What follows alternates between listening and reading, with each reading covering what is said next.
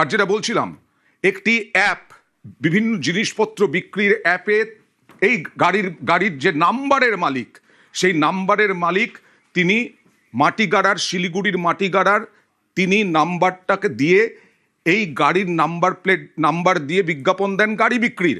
আর সেই গাড়ির নাম্বার চুরি করে এই গাড়ির নাম্বার প্লেট ব্যবহার করে আততায়ীরা।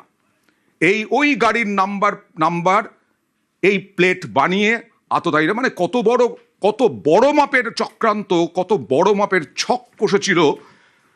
প্রতিটা পদক্ষেপে আততায়ীদের, দুষ্কৃতীদের, খুনিদের প্রতিটা পদক্ষেপে স্পষ্ট।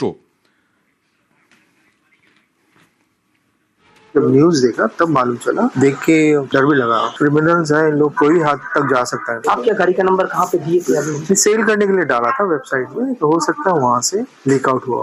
जितना जल्दी हो सके इंक्वायरी होके क्रिमिनल्स को पकड़ना बहुत ही जरूरी है। पुलिस ने आपको क्या किया? आप गाड़ी को लेके गया थाना, वेरिफिकेशन किया, नंबर्स वगैरह मिलाया, चेसिस नंबर, रजिस्ट्रेशन नंबर सारा मिलाया, फिर बोलो ठीक है आपका ऑनलाइन में देना गाड़ी, उसमें से ही लीक आउट होके हो सकता है, बताना मुश्किल है, हो सकता है।